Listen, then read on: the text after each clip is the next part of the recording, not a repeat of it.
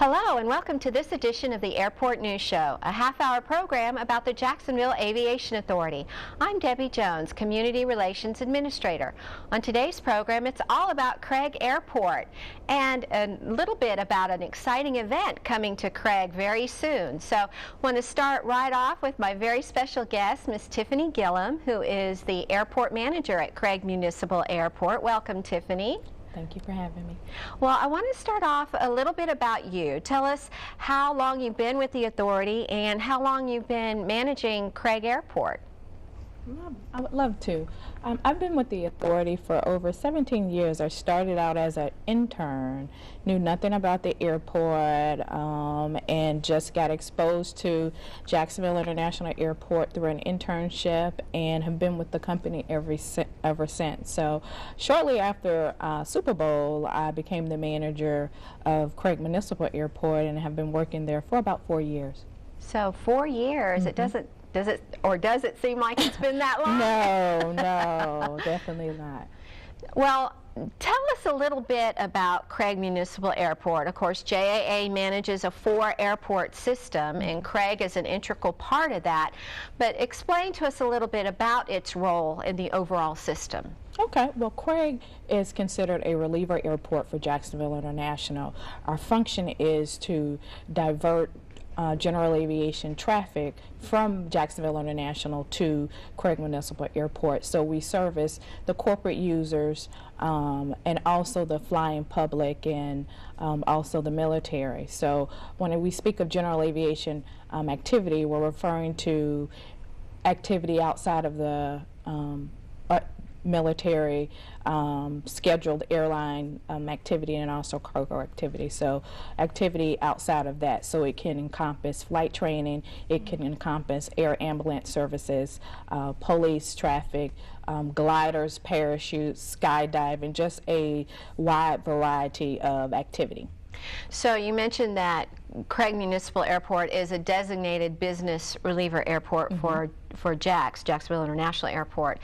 What does that mean in the system overall? If all that traffic is able to go towards Craig or be diverted to Craig Municipal, what does that mean, say, for the paying passengers at Jacksonville International? Well, I think one of the things that it means is that they're able to fly and get out more quickly. When you have smaller aircraft intermingle into the traffic with larger aircrafts, it becomes a delay into the system. So with having Craig Airport and being able to have an airport that really focuses on corporate activity, they're able to get in and get out with ease without all the hassle of waiting for a larger aircraft, because the reality is, if it's a passenger airline or someone just flying themselves, the priority is going to be with getting the larger aircraft off the ground into its destination.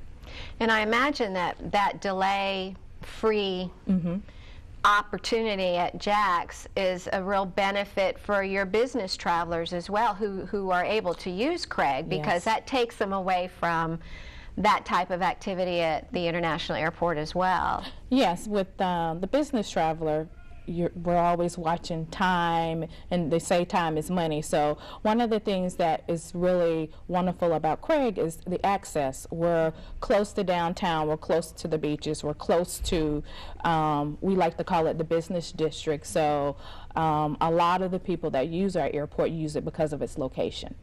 And because of all that activity that you say is being diverted away from JAX, that leads me to kind of mention Craig Municipal Airport has the distinction among all 4 of our airports in that it is the busiest airport. And our tower, and when we say busiest airport, we're talking about takeoff and landings. A lot of the activity also related to Craig is because of our flight training. So last year we did a little over 107,000 operations, annual operations. So we're very pleased with being the busiest, and we like to say we're also the best corporate airport. Of course, all of our airports are the best in their own in their own right. So, well, you mentioned some of the activities that fall under the umbrella of general aviation. Can you speak specifically to the tenants that are base there at Craig Municipal? Certainly.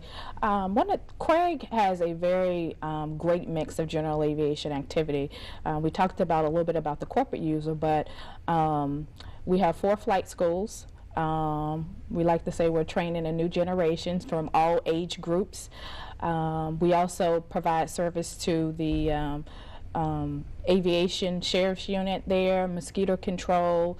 We also have a civil air patrol squadron there, a couple condo associations made up of private people that are interested in flying. So we have a very good mix of general aviation activity in addition to the corporate activity at the airport. Now, I know Craig Municipal has 2 FBOs. Can you explain what an FBO is and what it does? Certainly. Our fixed base operators, as we call them, they provide the fueling service for the airport. They provide hangar space and tie-down space. With Craig, the Aviation Authority does not own a lot of facilities. So it helps to have our FBOs there because they provide, like I said, the hangar space, the tie-down space, the fueling services for the airport.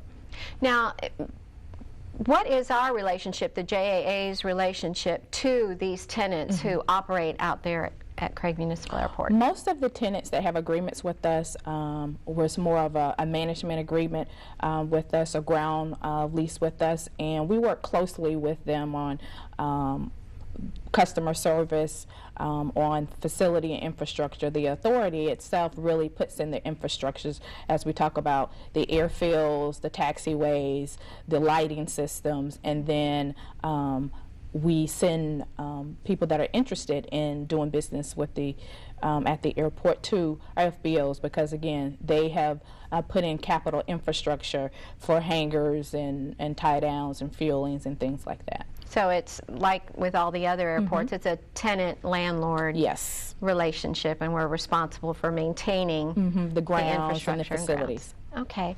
Well, with all that activity going on there, I imagine Craig provides a significant economic impact to the city of Jacksonville. I know the system overall is over $1 billion.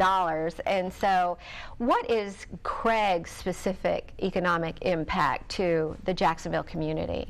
Well, recently the Florida Department of Transportation completed a statewide economic impact study, and specifically for Craig, our businesses that operate out of Craig provide over 1,100 jobs for the city of Jacksonville, as well as the total economic activity for the airport is $131 million as far as that generating activity. So the people that operate out of Craig and use Craig are spending a lot of money in the city of Jacksonville, and that's a good thing because we are an economic engine for the city. $131 million, and that was just in an annual. Yes. That was just a snapshot of 1 year. That's pretty nice. Yes. Given, you know, it's all about wanting to make Jacksonville accessible and providing those types of opportunities here for not only for the aviation community, because that I'm sure goes beyond just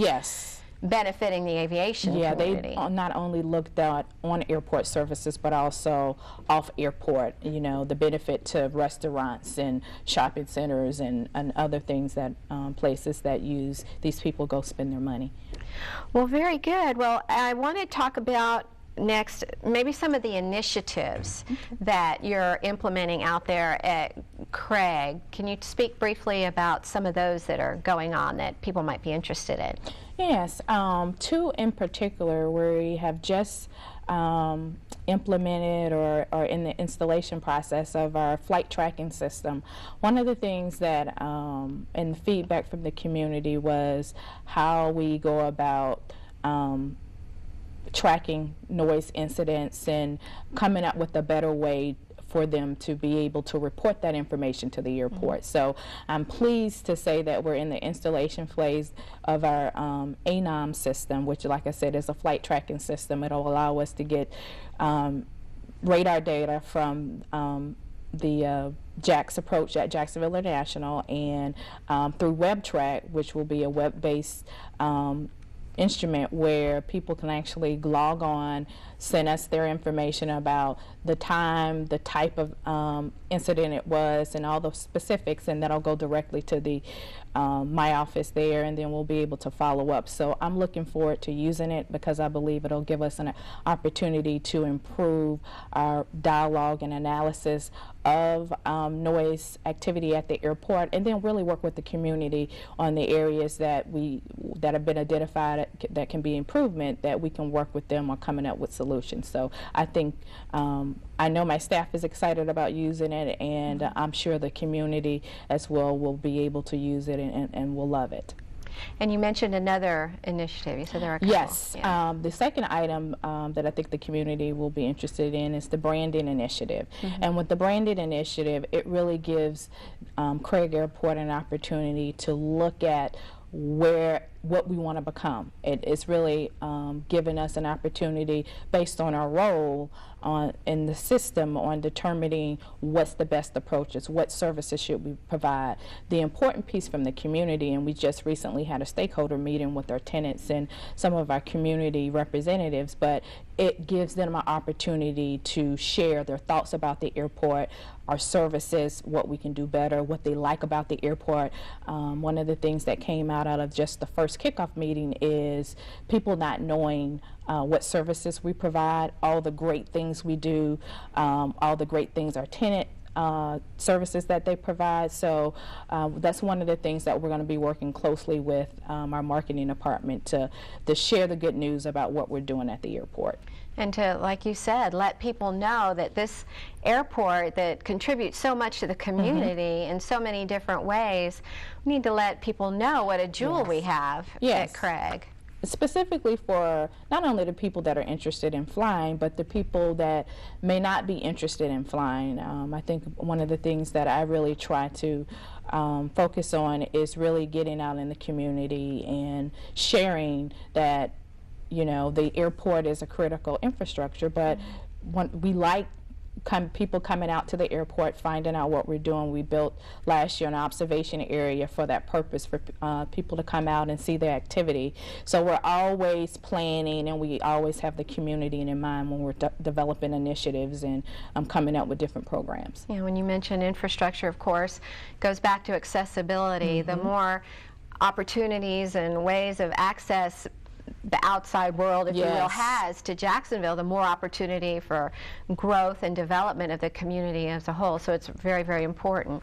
Well, a community event, and we sort of touched on a little bit, and we'll go into more detail in the next segment, but what's coming up at Craig here in just a few short weeks, I think? Well, we are very pleased about putting together it's Wings and Wheels 2010 at Craig Municipal Airport, and what it is an open house where we're inviting the community to come out and learn more about the airport and to have fun. I mean, it's free to the public, free parking, free admission, and it's really going to be a good time. Great entertainment. There's going to be static displays from all different types of general aviation, and I like to think of it as a celebration of general aviation activity, but it gives the community an opportunity to come to the airport, find out what we are all about. It gives us an opportunity to interface with them, and always working on our rapport. So I think it'll be a great opportunity. And for the kids, there's going to be a kids zone sponsored by our Jacksonville Fire Department. So we just are really ecstatic about planning this event. There hasn't been an event planned of this nature since 2003. So September 25th. At Craig Municipal Airport from 10 to 4 p.m. We look forward to the community coming out and sharing. Well, it's a great segue, Tiffany, because we're going to talk more about it in the next segment. So once again, Tiffany Gillum, Airport Manager for Craig Municipal Airport, thank you for being here. Thank you, Debbie, for inviting me. Don't go away. Stay tuned, and we'll talk more about this great event coming up at Craig Municipal Airport. Just like the Air Force Thunderbird pilot I flew with, I have to make split-second decisions as a top fuel driver. Hi, I'm Brandon Bernstein, driver for Kenny Bernstein's 2010 Copart Lucas Oil Top Fuel Dragster. To make it in the NHRA, I've had to work hard, stay focused, and make smart decisions along the way. To reach your goals,